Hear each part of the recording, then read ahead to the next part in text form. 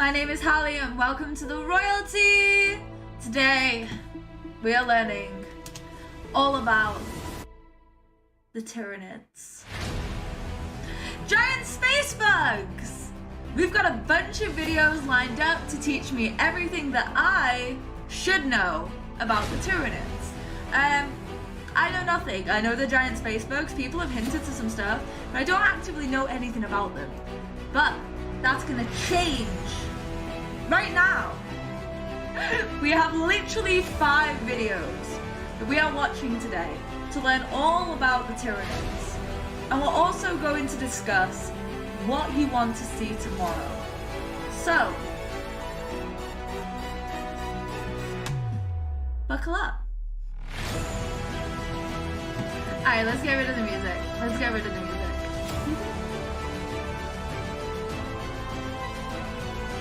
It is good music though. It really is. It really is. Makes me I very much like the music. Okay, so we're starting with Major Kill. Major Kill did every single Tyranid Hive fleet explained by an Australian. So, you know, hey Sean! Hey Miklós! Hey Fallen Gamer! Wait, why are you mad at me? Evening Liam! Wait, why are you mad at me? What did I do?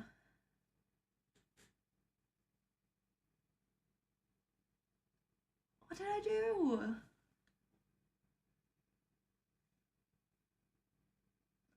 I'm hiding. Can you see me hiding? I need to find out what I did first. No! You said it was 20 gig! I thought it was gonna take hours! I'm so sorry. I'm so sorry, but I got you. We'll play soon, don't worry. But we're starting with Major Kill. I hope you guys are ready, because I am. G'day guys and gal.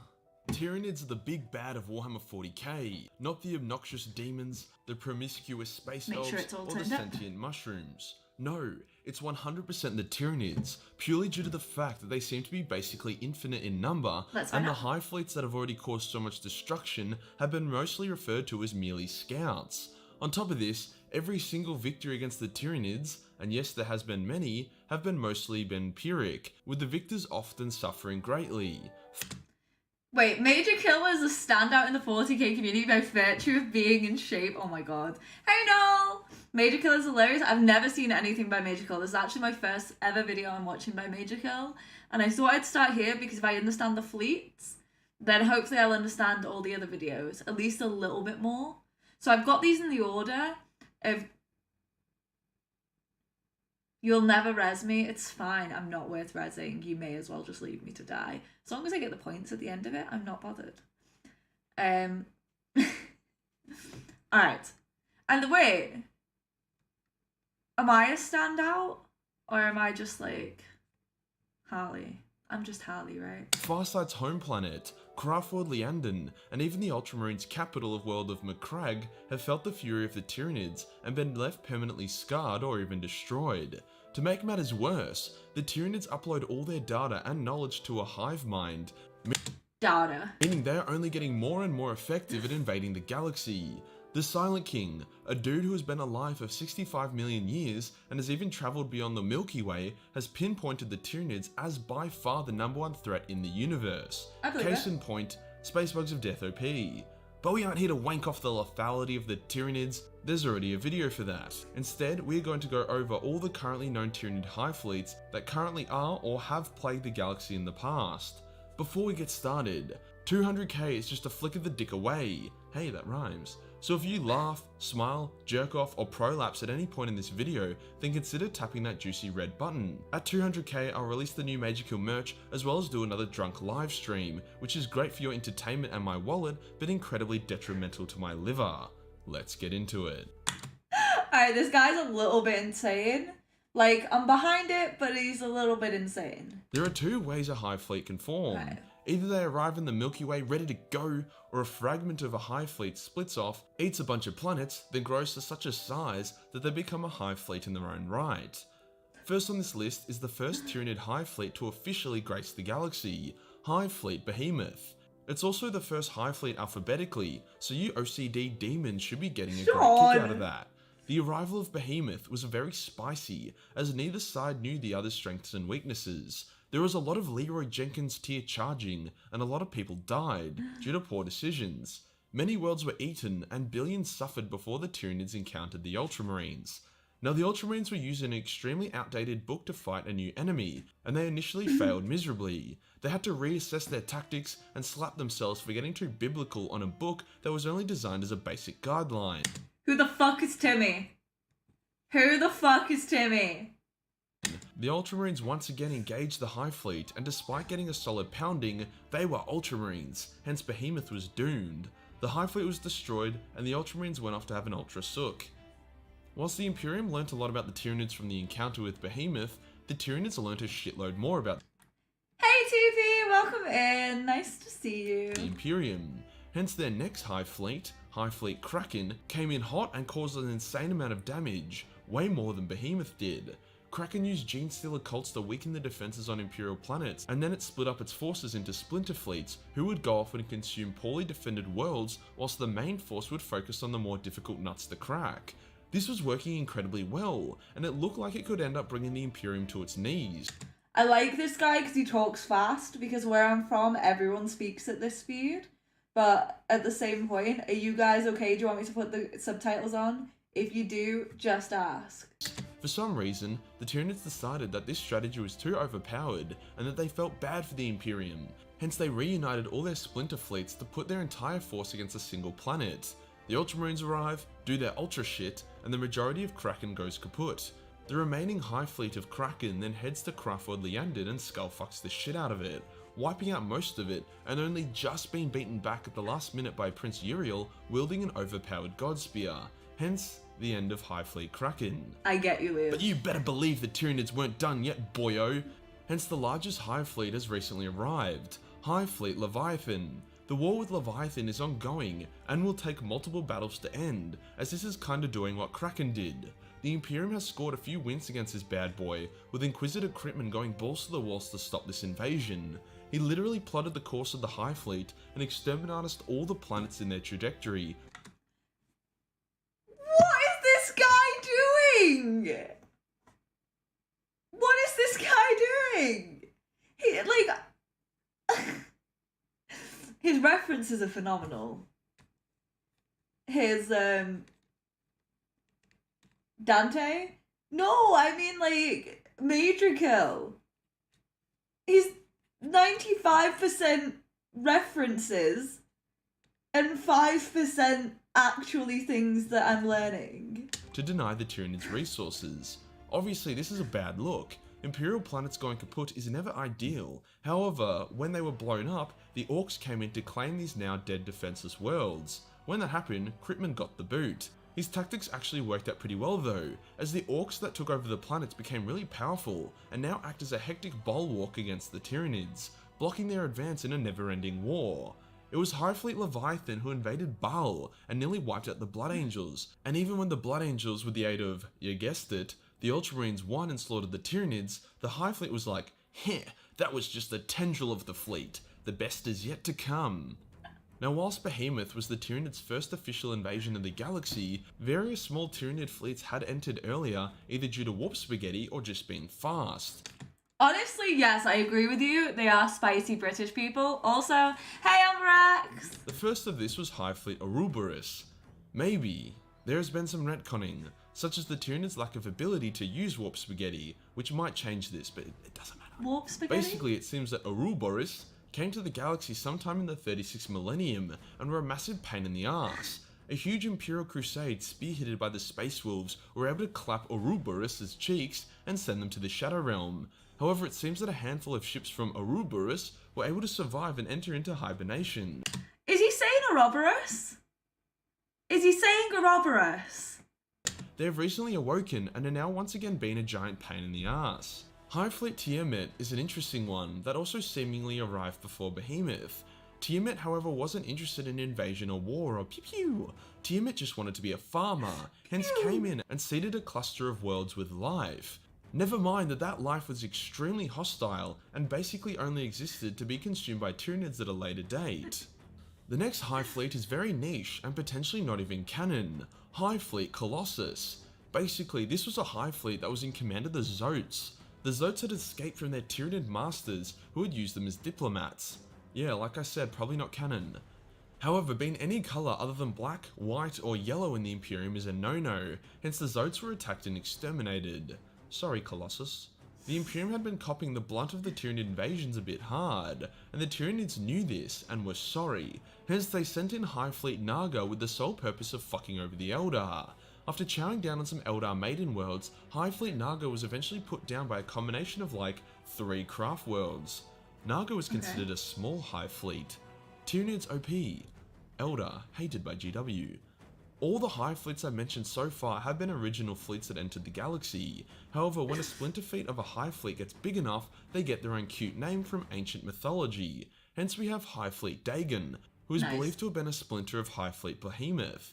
This fleet has been nothing but a headache for the Imperial forces of the Jericho Reach, and by a headache I mean a full-on brain tumour.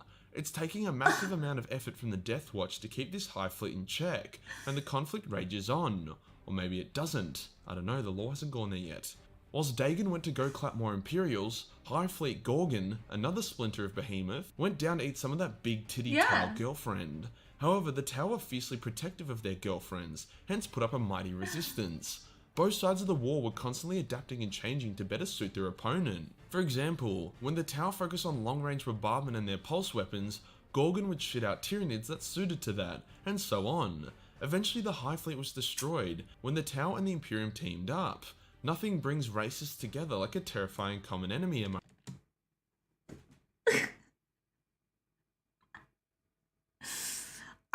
Alright. Can I ask a question? Is this guy actually, like, big on lore? Or is he mostly memes?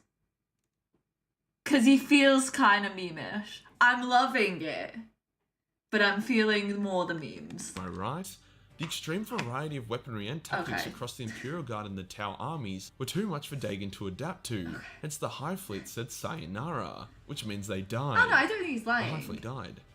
Chaos created a unique issue for the Tyranids. Demons have no biomass, and they vanish upon death, hence battles against them were always costly due to a lack of bio-profit. As such, the Tyranids avoided chaos like they avoided Necrons. However, since Abaddon's poor sportsmanship resulting in a Blackstone fortress being thrown at Cadia, hence resulting in a big-ass demon scar across the galaxy, chaos is becoming very difficult to ignore. Hence Hive Fleet Kronos was created, a special Hive fleet that utilizes long-range weaponry as well as an extra powerful warp nullifying aura. 2 things that demons fucking hate. Hey Marshmallow! Kronos gets flung at chaos on the daily, often popping up mid-battle, ignoring the non-chaos side and just going straight for the demons. Although Kronos still can't eat demons for biomass, hence still can't really profit off its battles, it gets around this issue by following a splinter fleet of Hive Fleet Leviathan, which invades worlds, destroys their defenses, then leaves their vulnerable biomass for Kronos to swing by and consume.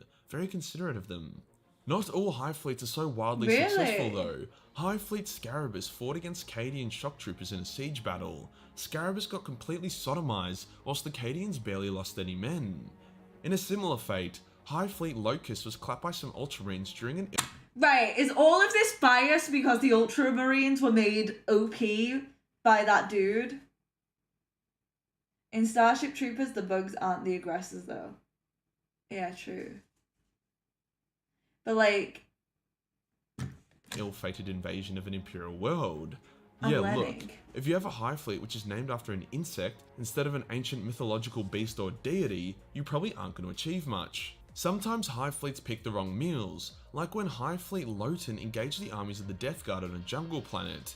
Both sides were bombing the shit out of each other, with all kinds of bioweapons and plagues. Eventually the battle became so toxic that the atmosphere seized and the world turned into toxic sludge. When the Tyranids absorbed some of the sludge into one of their ships, the ship began to seizure and die and was actually blown apart by other ships in its fleet.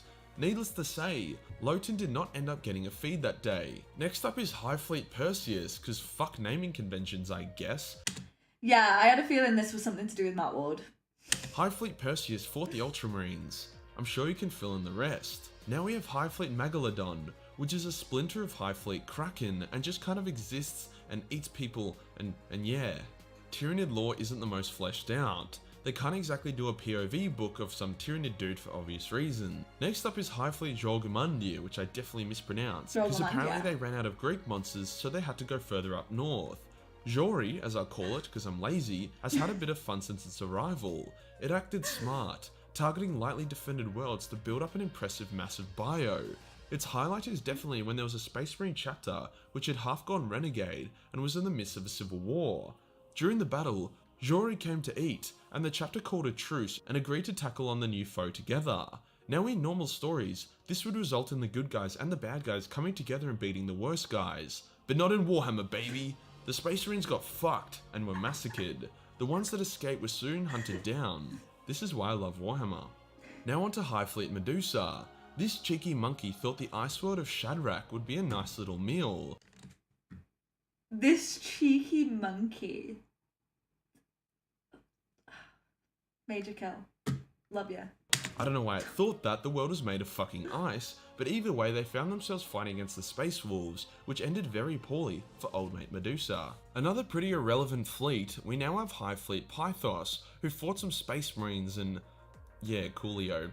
The name Moloch is very overused in Warhammer 40k. It's the name of a significant planet, the name of the Alpha Space Marine Spartan himself, and it's also the name of a Hive Fleet. Moloch was on the way to chow down a planet that contained an STC. Now despite that sounding like an unpleasant form of genital wart, it's actually a super handy blueprint that the Mechanicus wanks themselves off to, hence a large army of guardsmen, including Kadachan jungle fighters and Moridian Iron Guard. He seems really obsessed with wanking. He's mentioned wanking consistently. That's probably his most used word throughout this entire thing, and this is about Tyranids. He's probably said wank more than Tyranid. Sacrifice themselves so the Mechanicus could scuttle away with their prize. Thank you, TP. Moloch would continue to be a pain in the ass for various Imperial Guard regiments, and scored a draw against the 9th of Austrian Firstborn Regiment. By draw, I mean absolutely everyone died. Next up is Hive Fleet Ophida, who was big and strong and scary until it wasn't, and is now mostly destroyed with a couple ships still floating around, in case anyone actually painted their Tyranid army in Ophida's colours. The Dark Eldar are incredibly intelligent, but also extremely reckless. Often their recklessness outperforms their intelligence. Such was the awakening of Hive Fleet Naga. This Hive Fleet was... I love how it's like Hydra. You know what? That's one way to correct yourself. Luton just goes over his. Sanguinius is always replacing Luton's videos, as I learned last time. Lots of issues, I've noticed. Do you feel bad for the writers that were making Ultramarine books back in the war times? But man, a lot of them are challenging reads. It sounds like it, to be honest. Was asleep and was discovered by the Dark Eldar. Instead of blasting it to smithereens, they decided to board it and capture sleeping Tyranids so they could experiment on them and shit. Unsurprisingly, Tyranids don't really like being boarded. Wait, is there money hence in the that? Hive Fleet quickly awoken and the Dark Elder got shat on. I would say there is a lesson to be learned here, but I thought it was common knowledge not to board Tyranid ships for the lols. Next up is a bit of a 2-for-1 deal, Hive Fleet Charybdis and Scylla. Although separate, these Hive Fleets are both moving in the same direction, and are concerningly close to Terra. Now if they got remotely near Terra, they would get absolutely massacred, however they seem to be moving towards the craft world of Samhan, so unless those speedy boys pack up and leave, they could find themselves in deep shit. Hive Fleet Emunidis, I'm pretty sure they're just trying to make my job hard with these names at this point, whilst Anisha not well known, is still making a bit of an impact. It fought against the Tau led by Commander Shadowsun, before then engaging some Space Marines. As the timeline goes forward, more and more Hive Fleets are popping up everywhere. Hive Fleet Chimera, Grendel and Harbinger are just some great examples of this, who haven't yet done anything too spicy, but a Hive Fleet is a Hive Fleet, so I'm sure some named character has got a Tyranid-shaped inconvenience on the horizon. Last but not least, the least would definitely be Hive Fleet Scarabus, we have Hive Fleet Proteus. I'm not really sure if this fleet is alive or not. It was heading towards Terra via Inuit. As Inuit was the home of Rogel Dawn and the Imperial Fists, I doubt they will get far. I'm very curious as to what GW does about the Tyranids in the future. As of now, it appears that they have written themselves into a corner, and it's only a matter of time before the galaxy turns into one big Tyranid Parmigiana. And that does us for today, guys. All the Tyranid Hive Fleets. He If you makes enjoyed the video what? and you want to support the channel, then... He makes what?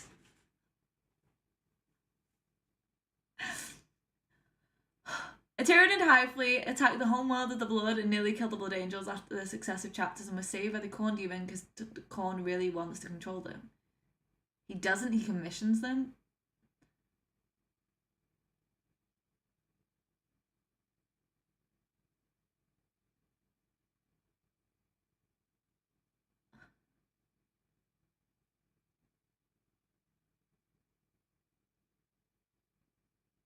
What?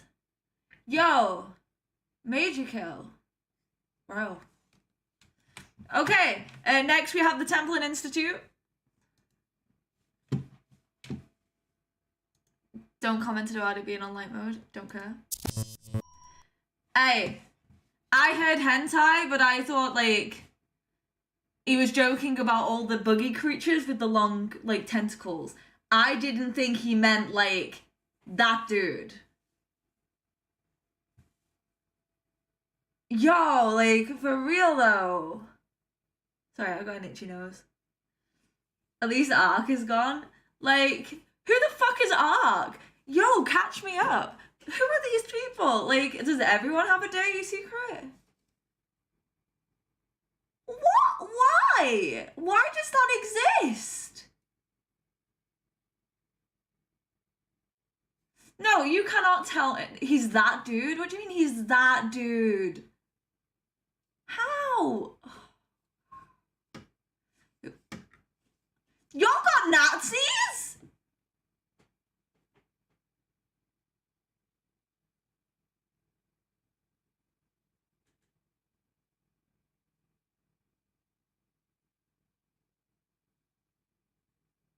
Yo, can we just be like normal?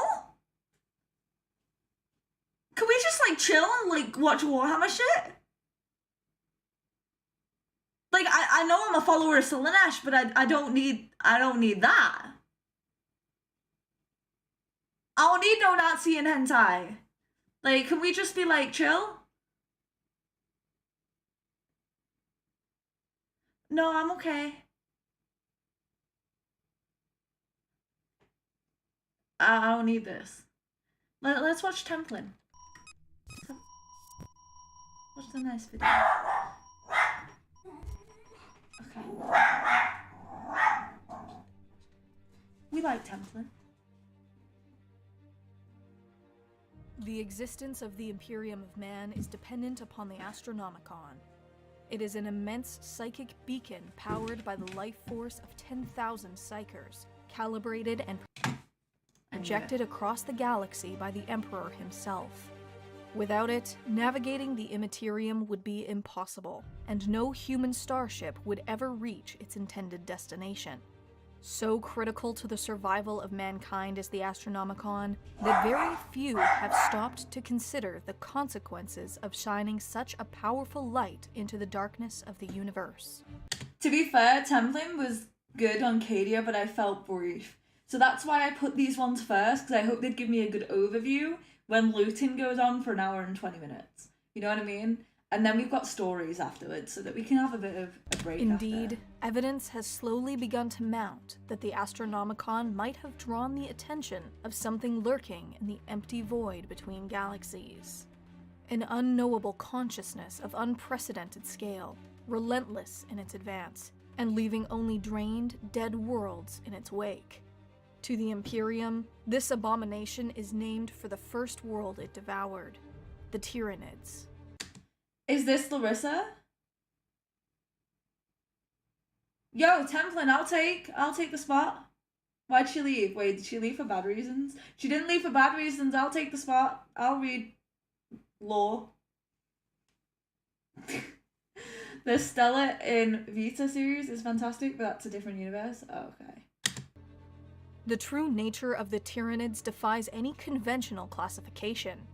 It is not a single species or even genus, but instead most closely resembles an entire spacefaring ecosystem composed of innumerable bioforms. These can vary tremendously in their size, appearance, and function, but remain only variations on the same genetic theme. Together, they form a distinct collective superorganism capable of traveling across the universe in living armadas known as Hive fleets. These Okay. hive fleets systematically consume all biomatter in their path, as a means to facilitate their own rapid evolution and reproduction. The diversity of Tyranid life present within these hive fleets cannot be overstated. At their core are impossibly massive bioships, living creatures that function simultaneously as starships rivaling even the mightiest battleships, and biological factories which endlessly replicate millions. Hey, shock system! Don't worry, you only missed the major kill video, and I found out he's into hentai, so it was a whole thing. Yeah. Of Tyranid organisms. Hive ships are escorted by countless other Tyranid organisms far too varied to be systematically categorized. Together, these fleets are so vast that they are often mistaken for nebula when viewed at a distance, and can blot out entire stars upon their closer approach. Every hive fleet encountered so far is driven by the same collective hive mind, but each exists as a separate force. Dragon, fucking terrifying. Their composite life forms can differ significantly in their appearance or exhibit different and unique strategies for overcoming local resistance. In several instances, different hive fleets have been observed competing with one another for resources, lending credence to the idea that each fleet exists as its own separate entity. Alright, listen, I'm gonna make a PSA. The same way I may talk about the furry faction, I don't need to know about it. You want to enjoy hentai, you enjoy hentai. It's fine. It's fine. It's not something I will partake in, and I will not judge you. But what I don't need is to know about it. Thank you. That's been a Harley PSA. The truth of the relationship between Tyranid hive fleets is likely far more complex, perhaps more akin to single cells within a living body, rather than rival factions. Within the bioships of each hive fleet are swarms of biomechanical creatures, produced by the directive of the hive mind to adapt to whatever its current circumstances. Tyranid matter is constantly reabsorbed into biomass reclamation pools to create new species, or adapt existing ones to better suit the hive mind's immediate purpose. This is made possible by their extraordinary rapid rate of evolution, the key to each hive fleet's adaptability. The same basic forms of life, however, can be found in every hive fleet. Small, maggot-like creatures known informally as rippers are perhaps the most common species. They are almost always present in great swarms, capable of overpowering and consuming creatures many times their own size.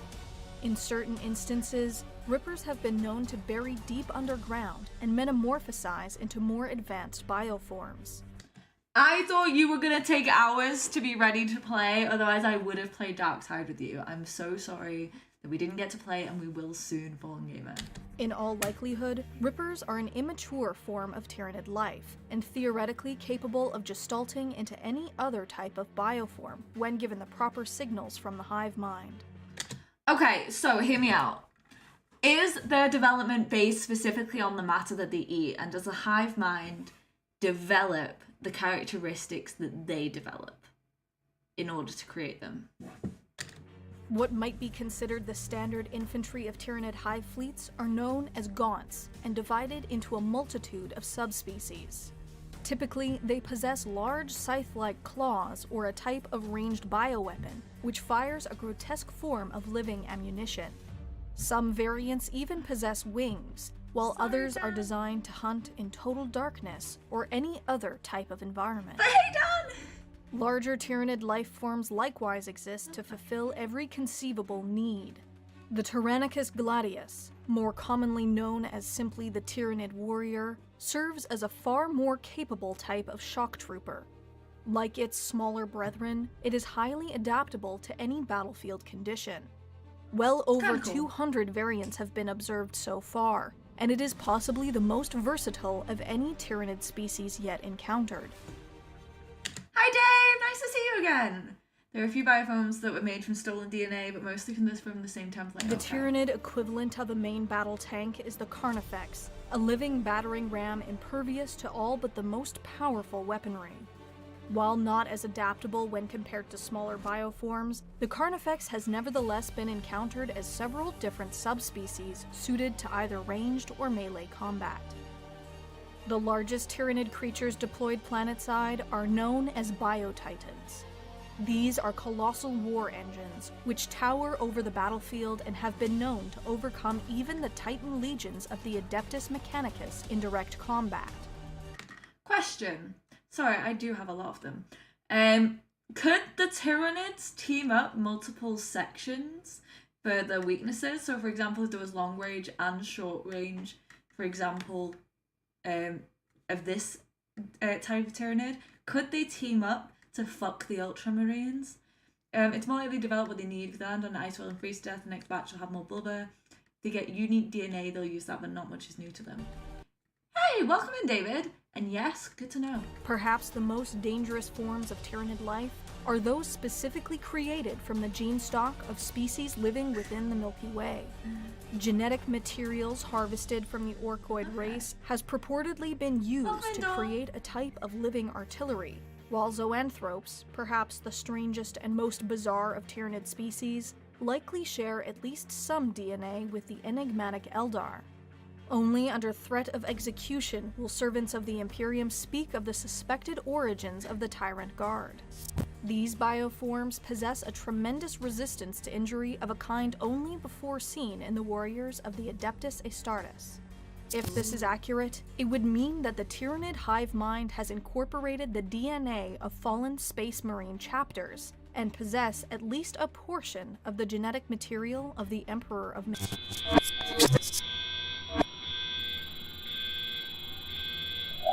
Oh no. Attention, Imperial citizen. The transmission of unknown origin you have accessed has been deemed heretical by the order of His Most Holy Inquisition. You will remain at your terminal until such time the nature of your guilt has been determined. Any attempt to resist Imperial authorities or again access restricted information will result in the harshest method of execution. May Imperial justice account in all balance. The Emperor...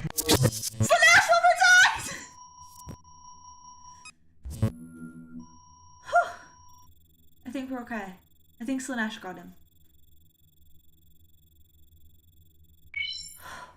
Hive tyrants act in a capacity that might, in other species, be reserved for field commanders or warlords. While larger and stronger than most other variants, the true value of these creatures is their exceptional psychic abilities that allows in them a closer connection to the hive mind. Some believe hive tyrants act as a repository of the hive fleet's consciousness, meaning they collectively embody the hive mind itself. The relationship between the hive mind and individual Tyranid bioforms is only partially understood. All Tyranid creatures, from hordes of rippers to massive hive ships, possess a common psychic bond. Hey, listen, they're not going to find no smart on me. Me and Slaanesh do that mentally. I'm missing a leg, but other than that accounted for. TP, I'm glad you're accounted for. Sorry about the leg. Right, Liam, if you try and grasp me into the Inquisition one more time, you don't think Slaanesh will know this? I'll make sure she knows this.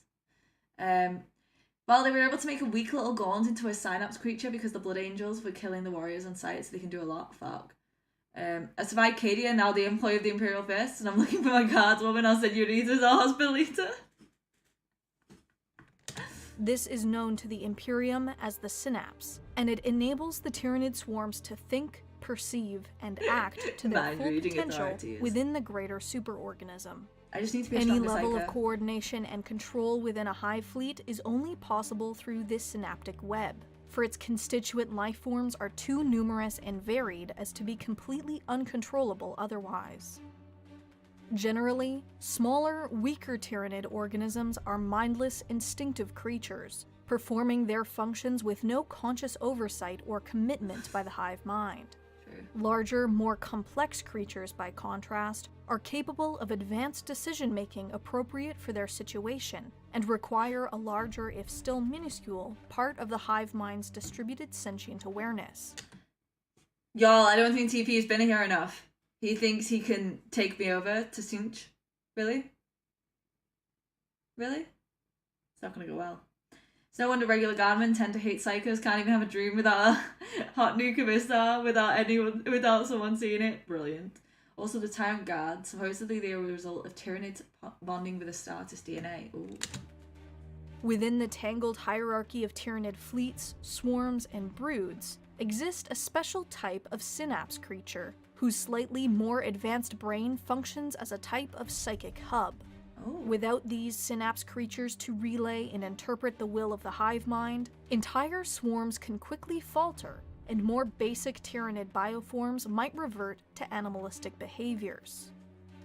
The overpowering nature of the hive mind psychic presence is a phenomenon known to the Imperium as the Shadow in the Warp. Whether deliberately projected by hive fleets or simply the byproduct of the hive mind's synaptic control, it manifests in most species as an all-encompassing feeling of dread and hopelessness. I don't want to win at gambling. I don't. You know what I do want? Slanesh. But I appreciate the attempt.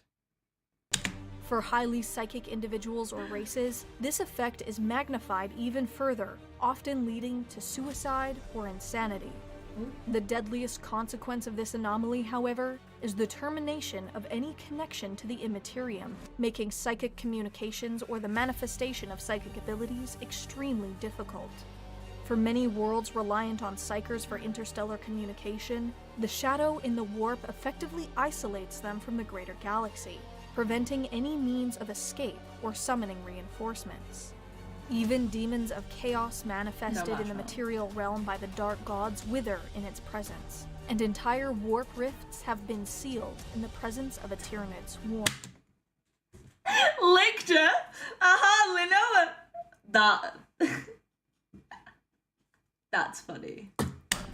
That got me. By the time the Shadow in the Warp is felt on a target world, it is almost certainly already too late for the planet's population.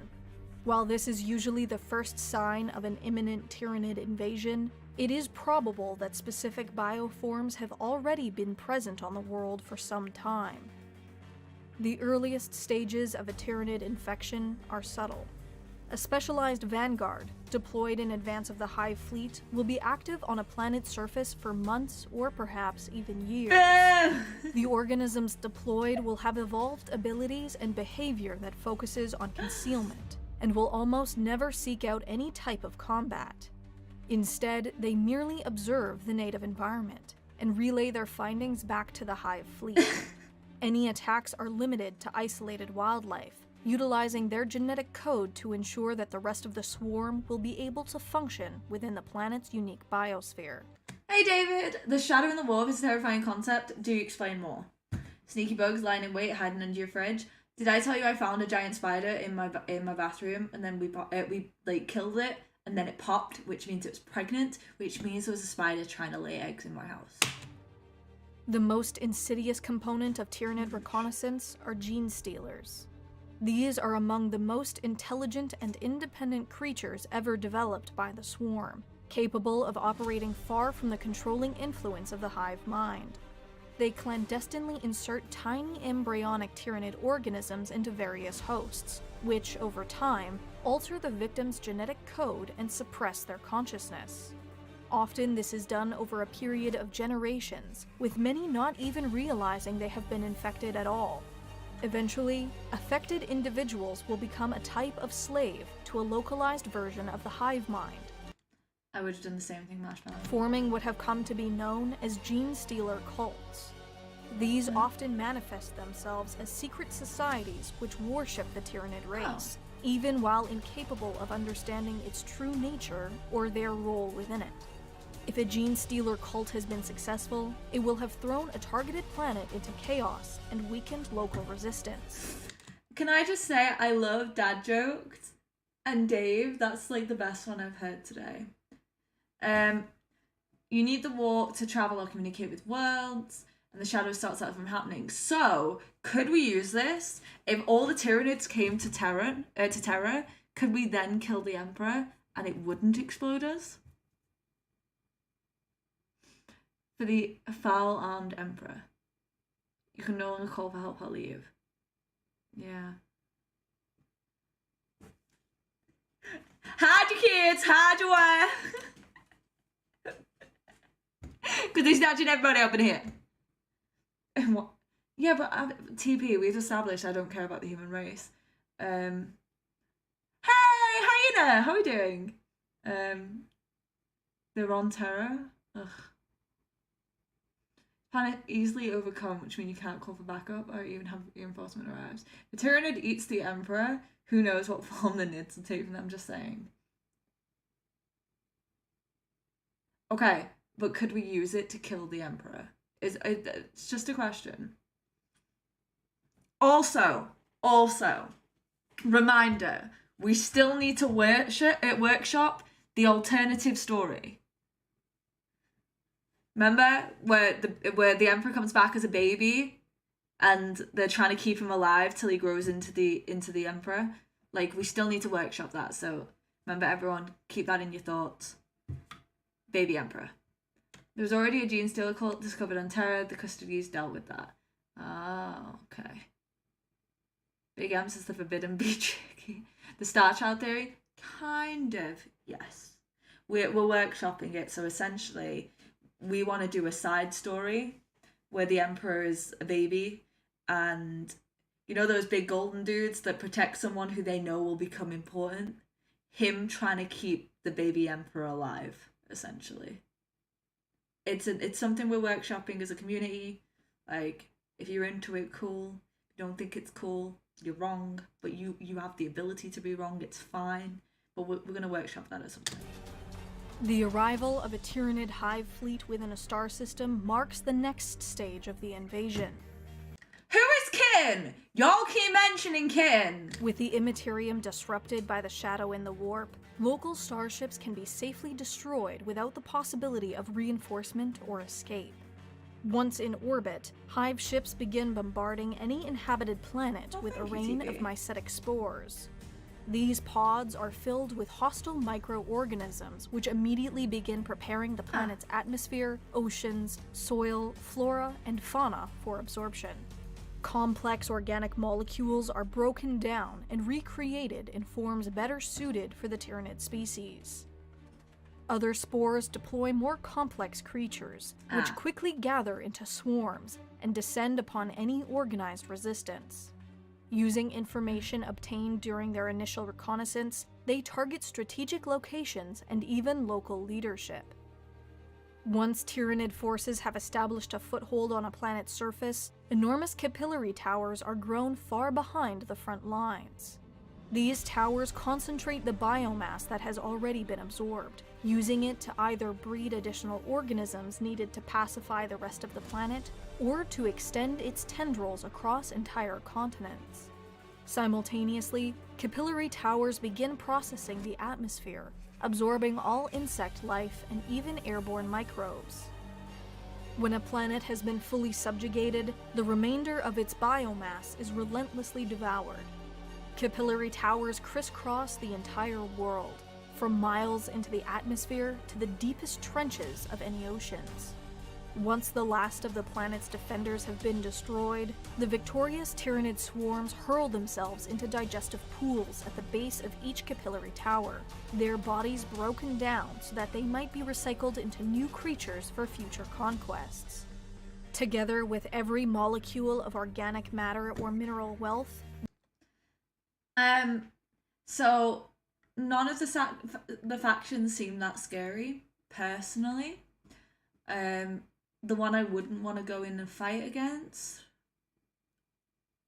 probably the Blood Angels. I'm not Horus, bro. Like, back off, you know? But at the same point, like, TP, I need you to understand, I'm pro end of humans. I think they had their turn. I think they fucked it up. It's time to move on. they are transferred by massive pumping organs into awaiting Hive ships.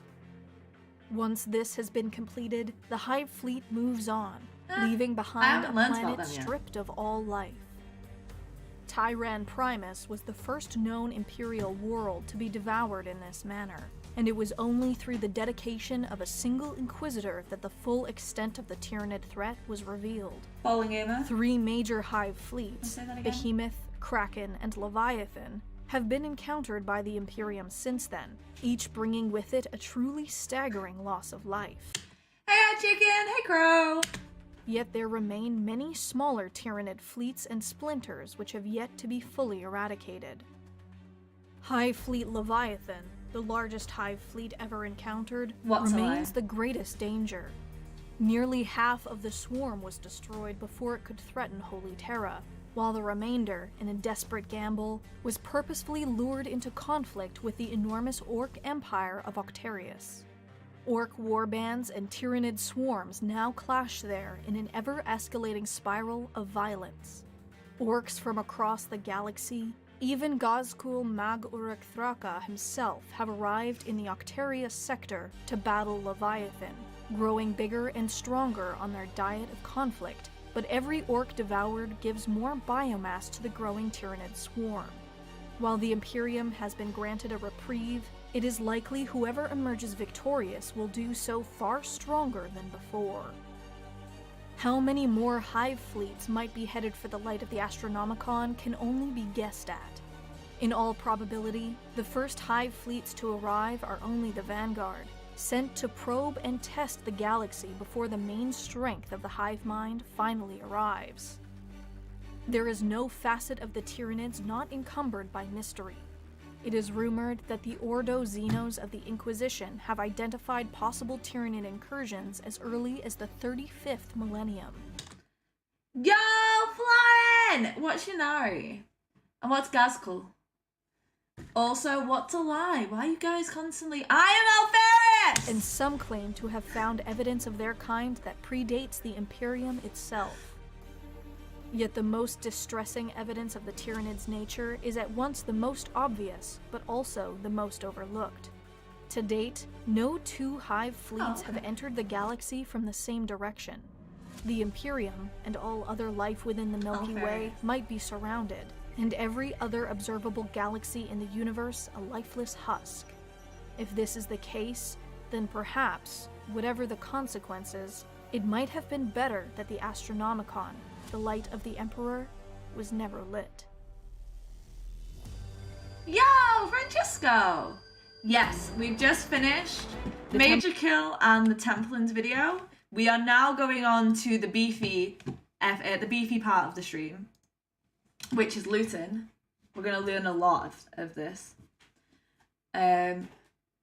Necron's the only faction that can wipe up all life in the galaxy by a janitor tripping in the wrong room. That's fucking hilarious. He's also named after Margaret Thatcher because he's a villain. That's funny. That's really funny because I come from Liverpool originally.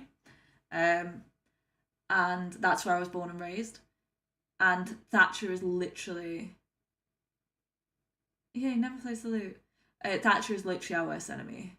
That and the Sun newspaper. Gazagul Mag-Uruk Thraka is the mad prophet of Gork and Mork. He's putting together the biggest wah in history. Alright, cool. Ragnarok. Ah! I like the jokes. Keep them coming. Stop looting. There is only war. There is only war.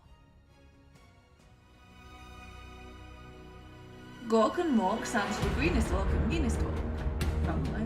The blasphemy of the Tyranids is such that only one solution is acceptable: extermination.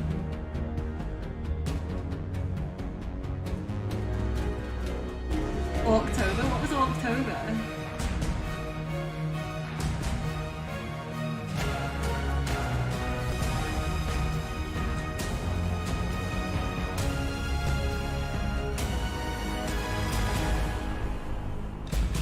Outrageous? Slaneshmas? I like that. Thanks. That's funny. Does that have a loo made of tin either? Luton, why are you lying to The us? threat of the Xenos upon humanity throughout the vast galactic empire of the Imperium is as vast as is its reach. From the fringe of the galaxy to Terra itself, there are risks that, left unchecked, could bring the doom of all and leave humanity as a forgotten, broken species. What do you mean in Warhammer? Isn't that what it is in the UK? Bet you he doesn't have 9 of them either. He's such a liar. The Necrons, the spooky metal skeleton species, will never forgive the orcs for stealing October. That's so funny. That's so funny. Spooky, scary skeletons send shivers down my spine, you know? Gaskell must have made a hell of his nemesis. Got the case of the dead's possible by Angron. Oh.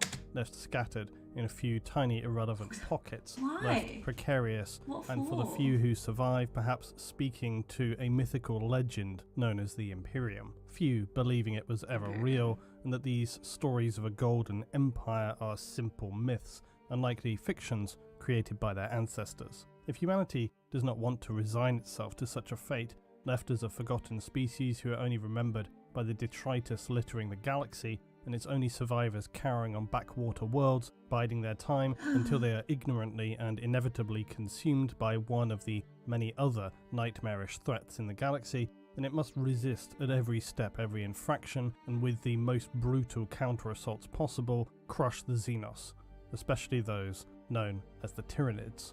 For they are the most voracious, the most unrelenting. Their ability to continually evolve and genetically adapt to their enemy has made them one of the most terrifying threats to the Imperium, not to mention their quite literal nightmarish form and function.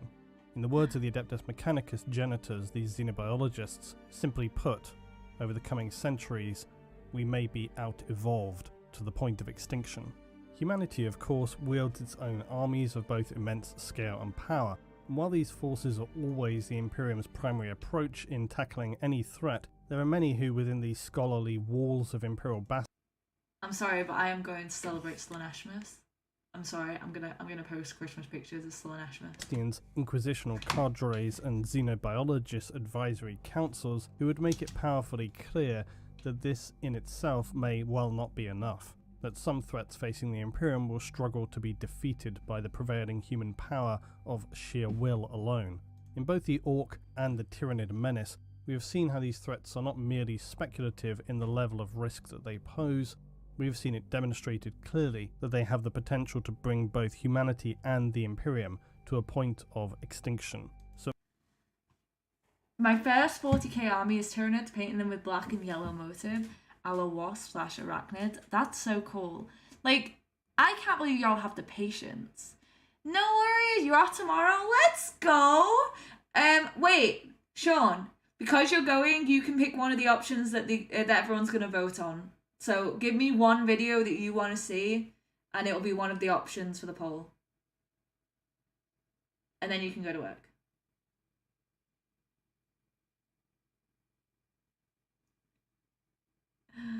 I'm sure I will. Astartes. Okay, so one of the options on our poll for tonight, which I'll have the notepad up for, is Astartes.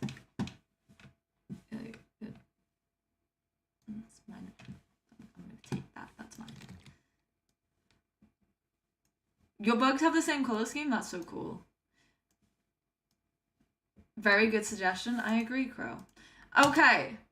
So when we're halfway through this video, we're gonna spam 3 different things in the chat. Everyone will vote for it. Right, does everyone want Astartes? Put a 1 in the chat if you want Astartes. If I see 3 2s, I will not use it. I will not do it. But if I see all 1s, we do it. Hey, Banker! Alright, Sean, it's looking like you're picking tomorrow's video. Okay, we've got a 2. One of 3 2s that we need.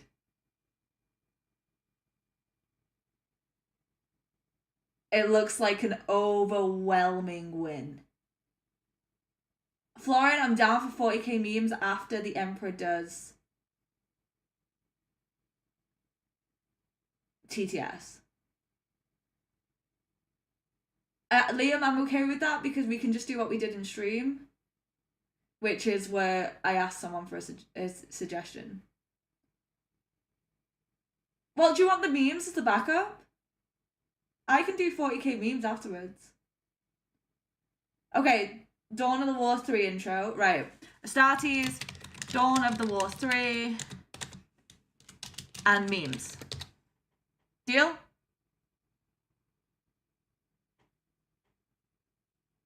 So, status, Door of War 3 intro, and memes. That'll be tomorrow's video. Are we all agreed? Are we all agreed? Where's my gavel? Alright, this'll do as my gavel.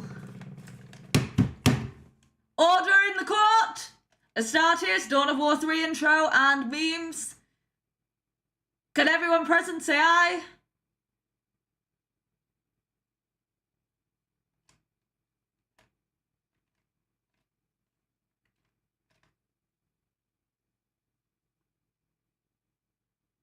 Motion carries! Thank you very much. There you go, we decided that's tomorrow's videos. And if we have time... Okay, no worries. Okay, right.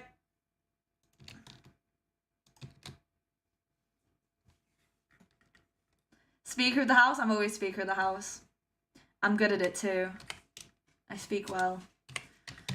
The Honourable Sean has chosen the first of 3 videos for tomorrow. Chat has developed the rest. We're all in agreement, and we will now continue with the video with tomorrow's video. That helps me make a thumbnail later. Thank you, Sean. Have a great day at work. And at least you'll be here for the whole thing, so you get to see the thing you pick.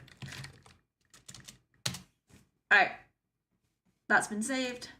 Let's continue with the Tyranids. So it must be followed that to truly crush the most deadly threats, one must know thine enemy. And to that end, our fate lies largely with the Mechanicus and their genitors, the xenobiologists. Now, I had originally planned this to be one single video, and as usual, this quickly became very clear to me that this was not going to be practical. In the UK, it's 7 PM, it's always late enough. Astartes is an amazing fan movie, but I think it's overrated, but it's still staggering good. Don't worry. We've got a few more things. Got something for everyone, Dagon. Don't worry. Got some memes. Like, I'll let you guys basic. I may, hear me out, I may turn on links for that one stream so y'all can send me the meme videos. So this will now be a multi-part series studying Tyranid bioforms in general and in detail. First we'll do several overviews, followed by more detailed singular focuses. We'll be looking at their biological processes, the threat they pose on a planetary and individual scale, what weapons do they employ, and how critical a role are they for the Tyranid menace. Some creatures can be summarized in a paragraph or less, others have extremely detailed backgrounds, and as always I think best to start with an overview, and then we can delve more deeply into individual forms further in the future. As some, like the Gene Stealer, can be quite complex, and I know I could very easily talk for over an hour on Gene Stealers alone. But today we begin part 1 with the general overview of Tyranid biology.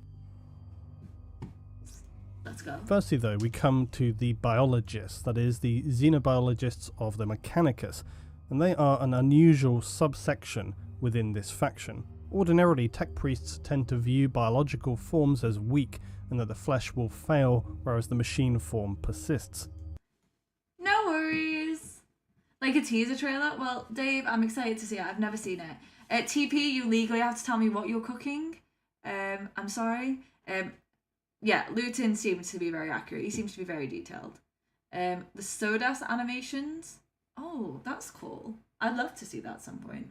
Can you put that in the comments after the video? Major Kill has 2 videos on 40k memes. Yeah, that sounds good. Cool. Sir. Sounds fucking phenomenal.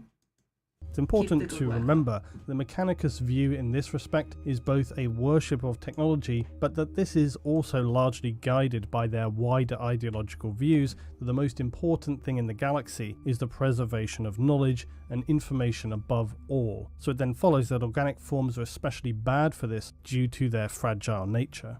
Once a human Shock system, someone remember to put it in. Timmy, it's Cake! Hey! You saw it blind? Well, I'm going to see it without knowing much.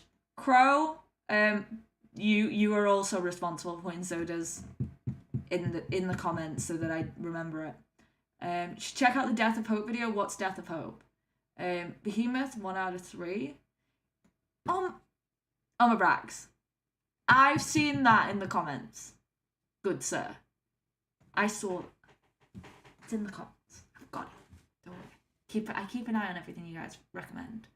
Hive mind approves. Human dies, any knowledge they held in their brain is lost. From the Mechanicus point of view, if a machine form fails, you may at least be able to recover and extract some elements of that information, or better still, if they're near death, they can likely be more easily stabilized and then later have whatever useful information remains extracted for storage before their physical remains are sent for reprocessing. Much of this view of course originates as a result of the devastation that was the end of humanity's golden age, otherwise known as the Dark Age of technology. The events at the end of this period would shake humanity to its core and bring it to a point believed to be at a real risk of complete annihilation. And do you think those bots mean that Slaanesh has noticed me? I hope so. I think it's overrated because I do 3D animation. I feel people give it too much credit on the technical side. It's not a knock against the creator or anything, just perspective, if that makes any sense. No, completely. It's fine, people explain anything confusing. After reading a lot of the Horus Heresy, it recontextualized nearly everything I thought I knew about 40k. Okay. Astartes is a homebrew, so you don't need to know much. Gotcha. Death of Hope is a Horus Heresy animation. Oh, nice. Scrap code detected. Begone bot. Yeah. I'm hoping Slaanesh noted me. Stern Fatherly Disapproval. We have looked at Major Kill, Templin Institute. We're now watching Luton. And then we will be going into 2 more, which is Warhammer and... Who's my last one? I know I've got Warhammer.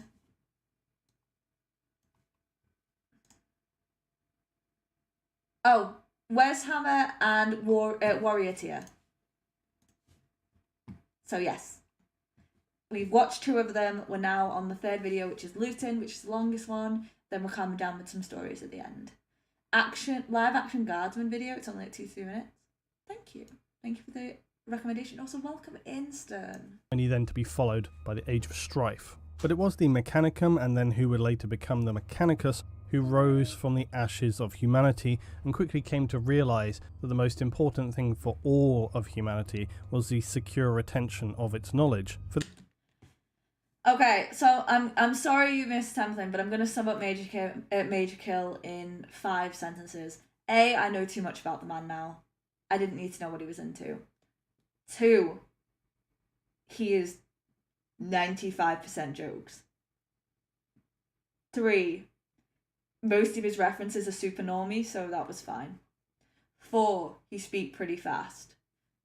5, it didn't get a lot of substance. I wish there was more headings. Oculus Imperia is also a good 40k lore content, if it's not been recommended yet. Rated from an in-universe perspective, the point of view of an imperial historian. That's pretty cool. And she didn't see Timmy. I don't know who Timmy is. Right, but this was where its true power lay. Without its vast knowledge, it truly was nothing. However, this fairly pure and logical outlook was also steadily twisted by their quasi-religious underpinning in the form of the cult Mechanicus, which subsequently believes that all knowledge already exists in the galaxy and is merely awaiting discovery. This is why, for the Mechanicus and also the Imperium, it's considered generally tech heresy, equivalent of normal heresy within the Mechanicus, to experiment or invent with technology. Of course, this is quite the grey area, and you have individuals like Belisarius Cawl who are pushing the boundaries of this. Also, while the Emperor still walked among the stars, the outlook was looking very different, and there was the real possibility for humanity to develop ever newer tech and genetic developments, but this has now slowly been obfuscated by millennia of indoctrination and dogma. One of the original roles of the biologist was in the studying of gene seed, as Amara Astarte had once noted that the new warriors of the Imperium were heavily flawed, and that without their Primarchs they would continue to endure genetic problems. This was only worsened by the Emperor's insatiable desire to push things forward faster and ever more aggressively no matter the cost. Do I need to meet Timmy? Do I need to meet Timmy? The Mechanicus can be pretty corrupt on the tech heresy front. Yeah, but I like Adeptus Mechanicus because it was the first faction I ever knew about, and I didn't even know it was a real faction. I thought it was fake, but it's the first one I knew about. It's like making a copy of a copy of a copy. Each time, a tiny piece will be lost, and eventually you end up with a very poor interpretation of the original form. So, when the second founding came around, the biologists were tasked with identifying and then developing a means by which to purge these genetic weaknesses. Furthermore, to prevent cross-contamination, the genetic material of each of the old legions was isolated, so that any new Space Marine chapters would receive gene seed only from their own genetic stock. Traitor Legion's genetic material before their fall to chaos was also placed under a time-locked stasis seal. By taking direct control of the genetic stocks, the biologists and the Adeptus Terra could, via their control of the baseline pure genetic material of the Astartes, have a level of control over the Space Marines in the aftermath of the heresy, for they could, in theory at this point, destroy or create new chapters of Marines at will. While it may seem unlikely or even impossible that such a situation could occur, there was already precedent for this when Amara Astarte tried and failed to destroy all genetic stock of Marines when she turned against the Emperor. Of course, unbeknownst to her, all of this material had already been replicated and stored elsewhere, and so despite the vision and assistance Astarte contributed to the Emperor's project, she was, by the end of it all, an unfortunately sad individual who had misplaced understandings about the Emperor's grand vision and was essentially a traitor. So while more standard biologists or genetors find their time occupied in the genetic cultivation and monitoring of all Imperial forces, primarily that of the Astartes, there are other branches of the biologists, namely the xenobiologists, who also study specifically alien life in the galaxy. By the way, Fallen Gamer, I deleted that as a lol. I didn't actually, I wasn't being mean. Warrior tier is the next, is the second, no. Is not the next video, but the video after on today's grouping. So we are watching some. Welcome in, by the way, Brian. We should all be Emperor's Children. We should all be Emperor's Children. Wouldn't that be great? That would get Slanesh's attention if I brought a shitload of Emperor's Children. See the regression inherent in the system. Help. The anti-chaos forces are being represented. No, I meant I'm not being... I deleted your message to be, funny, and I'm not funny. So that was me apologising for deleting your message, because I'm not funny. Not you. It was me. Not you. Playing music so heavy, not even the devil can lift it. You can all be...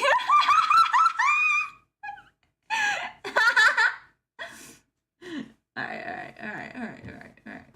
Okay. Not everyone's gonna join me. That's fine. Exactly, 2 meat cake. Exactly. Yeah, see, we're all Emperor's Children. Within the Mechanicus, the biologists hold a different view to most tech priests because they see organic forms as machines but just formed differently, and as such they could be as or even more powerful than their metallic counterparts. This outlook brings those more vocal biologists into direct conflict with both Mechanicus itself and also the doctrine of the Imperial Creed, that is, the Imperial cult, the religious worship of the Emperor. More specifically, the sense that humanity is the true superior form in the galaxy. The suggestion from the biologists that there are forms of life that exist in the galaxy which could be biologically superior to humanity crosses into dangerously heretical territory. To us, this is obviously absurd, but try arguing that with a member of the ecclesiarchy. Chances are you'll be burned alive before you had a chance to finish your explanation. Regardless though, genetors are quite widely present within the Imperium as they provide obvious uses in their exploration of Xenos species. They're commonly recruited by rogue traders, Mechanicus Arc exploratory fleets, Inquisitors, basically any exploratory force within the Imperium. And they're tolerated mainly because their research mostly provides information that can be used to improve humanity's ability to slaughter its enemies, rather than just the pure research of aliens for the sake of knowledge itself. And genetors are known to have three primary outlooks that they lean toward, although, as always, many lesser and undocumented philosophical views undoubtedly exist among the vast members of the Biologist Mechanicus subfaction. Firstly, I like that there's a biologist mechanicus section. I think that's kind of interesting, actually. The Primus Humanum. This essentially says that while the biologists will research and explore all biological forms of life, there is an established and innate understanding in the divine purity of the human form as being a vessel for knowledge. Moreover, that the Emperor or Omnissire's form exists as having been that of the ideal sentient being in the universe. This, though, is a fairly old outlook at this point in time, which should seem obvious given that it is a fairly standardized perspective for Imperials. Then you have the Apexists, a far more dominant philosophy, and they believe via their observations that adversity breeds strength in the organic, and that the truly perfect organism is one that continues to strive to overcome all and any challenges it faces by means of its own genetic evolution. This might seem specifically pertinent to what we're discussing today because the Tyranid form is truly the purest example of what Apexists espouse.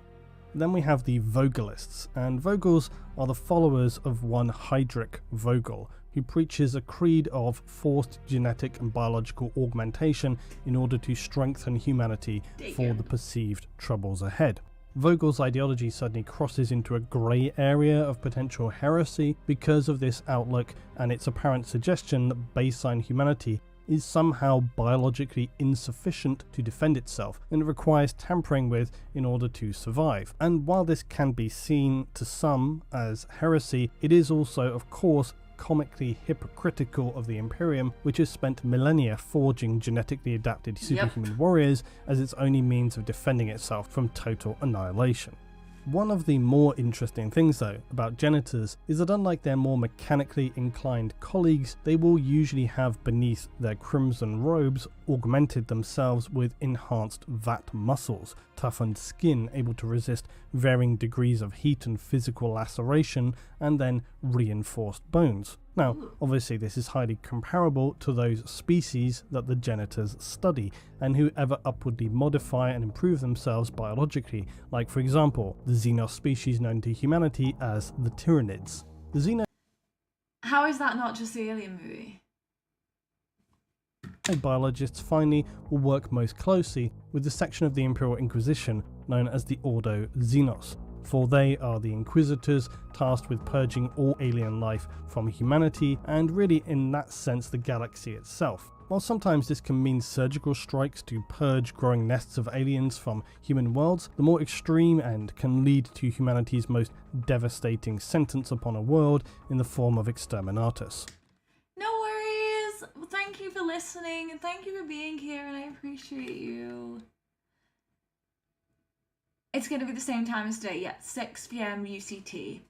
Games Workshop are not subtle when borrowing ideas from other media, I've noticed. They do spooky mind control in addition to the spooky ambush spreader stuff. Okay, well that's fair, Crow. Add merch, the Kings of Hypocrisy.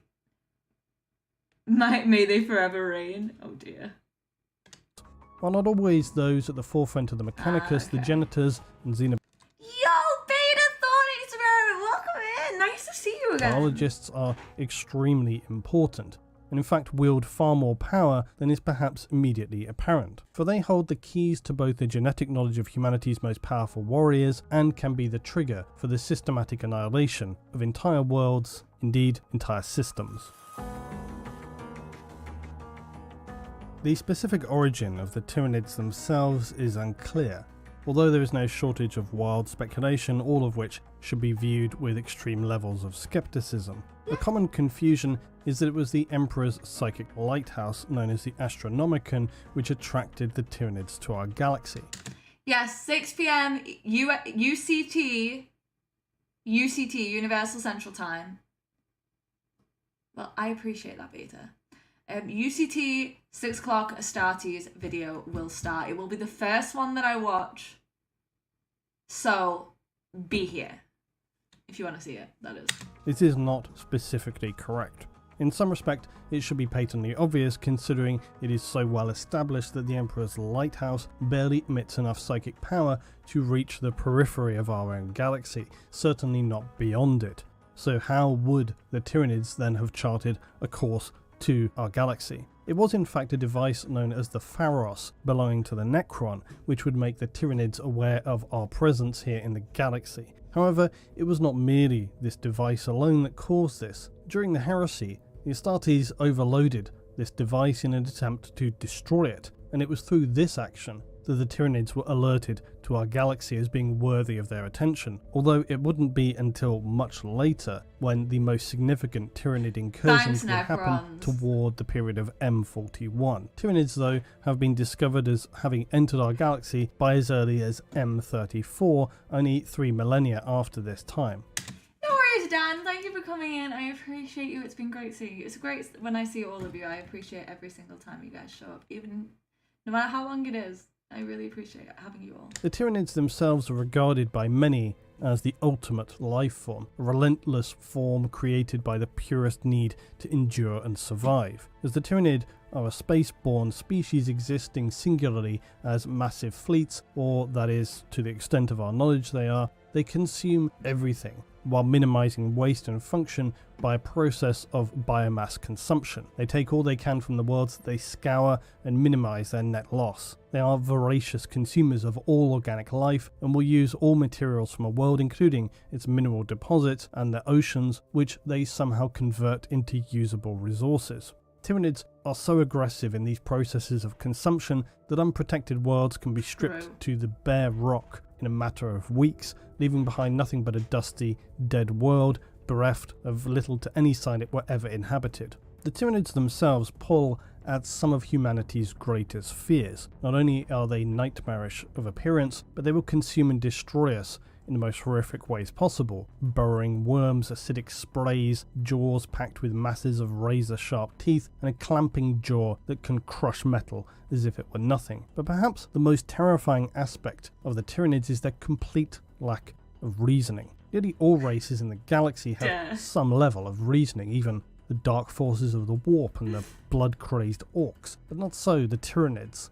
Like near enough all apex predators, the Tyranids do not have really any awareness of the suffering they inflict, nor do they hold any concepts about mercy. They are simply the perfect organism, whose brutality is only matched by their refined skills in vastly accelerated evolutionary development. All Tyranid forms are born to serve the single entity that is their Hive ship. And try what? This ship itself exists only as part of the entity that is the Hive fleet. This will be their singular focus for their lifetime, from when they are birthed by the organ sacs of their ship's reproductive chambers to the moment they are dragged into the pools of acidic biomatter, which will reduce them down to their constituent elements and be reabsorbed as new material to form yet more new Tyranid life forms. The Tyranids have no form of artificial constructed mechanical technology. They use their biotechnology to create organic iterations of what we might use. These will often also be sentient life forms to a degree, and the life cycles of Tyranid organisms are also usually highly symbiotic. They all rely on one another to function as a singular large entity. At a small scale, they will often fuse into each other's flesh, so that it often is impossible to say where one Tyranid creature really ends and another begins. In this way, Tyranid warrior beasts wield living weapons that are literally extensions of their own bodies, each one a killing machine perfectly adapted to slaughter its victims. The Tyranid's genetic manipulation is so advanced, in fact, that they can actively develop new versions of their standardized organisms during an assault upon a world, or using specialized infiltrators. They can gather genetic intelligence ahead of time. The purpose of this is to enable them to grow units that will suit a specific battle's needs with urgency. You sound entirely correct, basically. And as a result, a Hive fleet can effectively create a force theoretically capable of overwhelming any opposition and breaking down the defenses for any foe. For the defenders of a planet, this can be particularly troubling. Usually, when facing an enemy, humans have some standard expectation that after each engagement, an enemy may be worn down, at least somewhat, as much as themselves, or have taken losses so that any subsequent assaults are a little easier to bear. This is nearly the opposite situation for those who are facing the Tyranids. Each wave of enemy assault will be more aggressive, with a greater understanding of their strengths and enemy weaknesses. They may even face new, unseen bioforms each time, specifically born to deal with a problem that must be overcome. Were a Tyranid army to find a city with especially severe perimeter walls, for example, their following assaults could contain a life form that burrows deep underground and destroys these walls below, causing it to fall and the city to be instantly overrun. A planet with a powerful air defense could find itself facing heavily shielded flying organisms that literally batter them out of the sky or tear them to pieces. A world with heavy surface to orbit ordnance may find itself literally clogged to a point of non-functioning by millions of small creatures which clog every piston, hinge, and will burrow themselves into its very circuitry to shred it from the inside out. Simply put, there are few worlds who have survived a Tyranid assault without paying an exorbitant price, usually in human lives, but often equally in planetary wealth and resources. Humanity fears the Tyranid perhaps more than any other species. Where Chaos are the corruptors, they have often more complex aims to achieve. The Tyranids have no goals other than complete and total consumption of every living cell on a planet, for they are truly the destroyer of worlds. I think someone mentioned that before, but they didn't know which specific world it was. But yeah, they mentioned that it was extra fat stores to hunt. To defend against the nightmare of the Tyranids is simply a pure matter of survival, kill or be consumed. For the Tyranids have but three core objectives: feed, grow and survive. Now the first and debatably most important of the Tyranid forms we will look at is that of the so-called Norn Queens. They live only upon massive Hive ships in huge chambers at the centre of the Hive fleet, where they will ingest vast quantities of genetic materials. The Hive Queen will then produce asexually all the lesser bioforms. Now, unlike nearly all other Tyranid forms, the Norn Queens are believed to be at least relatively sentient. This is how they're able to effectively control, to a degree, the fleet and send orders to Tyranid creatures on an invaded planet via their so-called synaptic web or the hive mind. There will then exist what are designated as synapse creatures who will retransmit a queen's order to lesser Tyranid forms. Norn Queens require a constant supply of genetic material and raw nutrient biomass to clone or genetically craft new Tyranids. This biomass mainly consists of a raw liquid mix formed in reclamation pools on a target's planet's surface that are pumped up into the orbiting Tyranid hive ships through vast capillary towers. It's fucking disgusting. Genetic material can also be directly supplied to the Queen. These raw materials will then be synthesized into new bioforms by the Queen's genetic shredder organs, which will disassemble DNA structures from a gene bank of millions of different genotypes that can create new organisms using the biomolecular machinery of the Norn Queen. These Norn Queens over time have developed forms through continual assessment of their efficiency and survival, so that specific dominant forms have developed. Once a more perfected form has been established as not requiring any current further development, more bioforms of the same will be cloned by all the other Norn Queens of a given fleet. I hate when something is so good yet so bad in the same breath. And it's like, why can't you just be this all the time? Usually Tyranid bioforms are not cloned in our sense of them being advanced in either size or near enough fully grown. They are usually believed to be commonly born as live larvae or eggs that must be then nurtured further before they're able to hatch and are able to rapidly grow into their mature form. However, for the most basic bioforms, they will often emerge in a fully mature state so as to be able to immediately begin serving their function for the hive. The birthing of Tyranid forms, though, is an absolute production line. Clusters of eggs will be continuously spilling out from the rows of orifices along a Norn Queen's flanks. Nutrient fluid-filled depressions on the massive alien mother's upper surface will writhe with maggot-like larvae, while all sizes and shapes of amniotic sacs for numerous other bioforms will hang all around the Queen from corded umbilicals. One role of high importance for the Norn Queen, though, as I previously mentioned, is that of the hive mind. The hive mind, or the synaptic web, is an ever-present field of psychic energy used by the Tyranids to control all of their bioforms. While it is not accurate and true to say that the Queen is the hive mind, the Norn Queens do exert more influence within it than other forms. Also, without the Queen, there could be no further production of Tyranids and the hive ship itself, and so one might consider them to be something of a linchpin in the context of their more powerful sense of sentience over the lesser creatures. I'm excited to read some of the books. To help illustrate this, the Queen has such a powerful presence that if a Norn Queen were ever to be killed, the psychic backlash of their death in the hive mind is said to approach a gamma 12 in intensity. Now this is 2 steps below the most powerful of alpha, but in the scale of psychic power, it is still within the highest range of psychic shockwaves. And so powerful is this that it will cause nearby Tyranid hive ships to spontaneously birth new Norn Queens.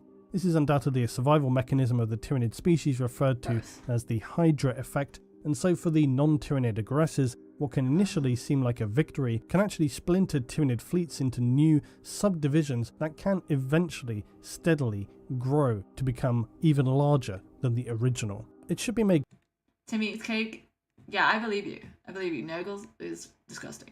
clear though that while some creatures like a Norn Queen do appear to have more influence over the Tyranid's hive mind and that they are very important for it, it should not be seen as having any sense of an overarching command. The Tyranids do not operate under any kind of strict hierarchical structure. They will have undoubtedly lesser forms and more powerful forms, even partially self-aware forms, but one and the other are not mutually exclusive. Tyranids can strangely be independent, yet also still part of the hive mind. In fact, some Tyranid forms are actively designed to be singular entities, whereas others are mere tools.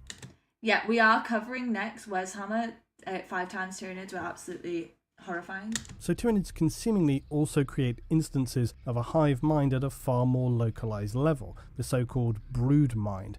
And these are seen in instances where, say, a Genestealer cult may appear. And this also has the feature of drawing a hive fleet in the hive mind toward it over time. So a Norn Queen, whilst an important and undoubtedly critical linchpin for a hive mind within a ship and a fleet, does not constitute anything that we might imagine as being a general or a commander of Tyranid forces. This is only very, very roughly how we might interpret the way Tyranids function. For the hive mind itself is somewhat unfathomable to us. It is a psychic presence of untold billions of creatures. It is also a powerful tactical tool which enables Tyranids to coordinate, react and adapt as if every single Tyranid creature exists as part of a single massive organism. I'm originally from Liverpool, so greetings from not Liverpool, but what used to be Liverpool. Which effectively is exactly what they are. Synapse creatures are those bioforms who can act as a psychic conduit, or if you imagine something akin to a nodal relay, by which the hive mind is then projected and can permeate the lesser members of hives and swarms. To this end, synapse creatures are therefore absolutely essential to the continuing effective functionality of a Tyranid swarm and fleet, because it is only through these synapses that the swarm's natural instincts can be overridden to obey the will of the hive mind, and without this they would degenerate quickly into more feral, animalistic behaviour. No worries, Francisco. Thank you so much for coming in. I appreciate that. Good luck on your finals. I hope they go really well. I will see you soon, and I will not have fun with the Gribblies. Bye! Although, to be sure, for human observers of approaching Tyranid swarms, it might be difficult to tell the difference. Synapse bioforms are usually not designated singularly with this role in mind, however. Few complex Tyranid forms will occupy a singular role, and to this end the Tyranids are more like a traditional hierarchical structure, in that the higher up the ladder you go, the more roles those positions tend to balance, although again, this more is cartoony. not exclusively true, and they don't really have any kind of hierarchical structure. Synapses tend to be leaders though, such as hive tyrants, warriors, dominatrix, tervigons, primes, or malceptors. There are also those more specialist creatures which are highly powerful psychers like zoanthropes, or even the terrifyingly powerful neurothropes. The connecting feature between all of these creatures though is that they have greatly increased synapse networks within their cortex and thus act as psychic conduits for the hive mind. So this synaptic web is central to the efficiency and ability for Tyranid forms to be collectively coordinated by their group sentience that is the hive mind. They form as a whole a synaptic web of psychic influence and feedback, and the synapse creatures are the psychic pylons which carry the threads of the synaptic web and allow all to connect with one another and share their stimuli to then best react, coordinate and command. No. They bring order to the chaos Not done. and filter the decisions by means of their vast collective brain power. The strangest curiosity when it comes to the Synapse creatures is that they are all at some level potent individual psykers, even if they do not use these offensively. It remains a mystery how the Tyranids are able to do this though without causing both the attention of chaotic entities and just beings within the warp who would ordinarily be drawn like moths to these burning psychic flames. But then truly both of these things are beyond human comprehension at this time. Interestingly enough though, this likely says more about the entities within the warp than it does the Tyranids. Essentially, we know that to be possessed or used as a vessel or to be the means for a breach into reality by demons of the warp, to begin with you have to have some emotional or sentient connection with the warp itself. For want of a more specific term, this basically means having a soul. How you might define that is another matter, but it appears to be that the more free will you have, the stronger this connection is going to be. The more instinct-driven entities like your animalistic forms do not offer anything that makes them noteworthy or worthwhile for chaos to corrupt. It's tempting for us to want to think of the hive mind and its synaptic web as being similar to something like the Borg in Star Trek, with a real sentient thought I was Team Slanesh before I knew it had its advantages. Process going on, and while it bears some similarity to that, it's not the same at all, because although there are those entities like we said, the hive queens, which have more of a powerful influence within the hive mind, they are, as I noted earlier, not a hierarchical structure. They're not commanders. They are, if you will, simply more powerful nodes within the whole. There is intelligence, there is decision making, there is cunning and rationalization, but it is not the same as a sentient, free thinking individual. And this in and of itself would likely be very difficult and confusing for chaos entities to begin to approach, because they're very focused on individual free-thinking sentient beings, not some massive collective whole. This is another reason, as I go on a wider tangent here, why orcs are also very unaffected by chaos. Individually, when not having a warg, orcs are simplistic, basic, animalistic even. They may have some base desires, but nothing that I don't mind him. He goes into a lot of detail, but I feel like sometimes he goes into a lot of necessary detail. Like, in a way that some of the others just don't touch upon. Whereas if I have questions, I find most of the time he'll have answered the question by the time I've, thought to ask it. And there's been a lot of times where me and him have gone into a point where I've questioned something and he's gone, and you probably... And it's like, yeah, that is what I was thinking. And I think he's very good at anticipating questions.